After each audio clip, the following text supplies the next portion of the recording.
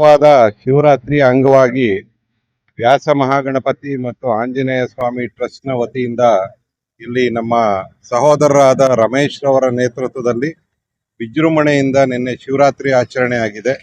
ರಾತ್ರಿ ಎಲ್ಲ ಪೂಜೆ ಜಾಗರಣೆಗಳ ನಡೆದು ಈಗ ಪ್ರಸಾದ ಮತ್ತು ಅನ್ನ ದಾಸೋಹ ನಡೀತಾ ಇದೆ.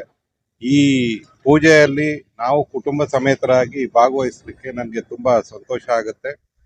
ನಾಡಿನ ಎಲ್ಲ ಜನತೆಗೆ ಮಹಾಶಿವರಾತ್ರಿಯ ಶುಭಾಶಯಗಳು. ಮತ್ತೆ ಮುಂದಿನ ದಿನಗಳಲ್ಲಿ ಆ ಶಿವನ ಆಶೀರ್ವಾದದಿಂದ ನಮ್ಮ ರಾಜ್ಯಕ್ಕೆ ನಮ್ಮ ದೇಶಕ್ಕೆ ಸಮೃದ್ಧಿ ಮತ್ತು ಸಂತೋಷ ನೆಮ್ಮದಿಯನ್ನು ತಂದುಕೊಡ್ಲಿ ಅಂತ ಎಲ್ರಿಗೂ ಆಶಿಸ್ತೇನೆ. ರಮೇಶ್ ಅಂತ ನಾನೇ ಒಂದು ನಡ್ಸ್ಕೊಂಡು ಹೋಗ್ತಾ ಇದ್ದೀನಿ, ನಾನೇ ಮಾಡಿದ್ದೀನಿ ಶಿವನೊಂದು ಆರ್ಚು.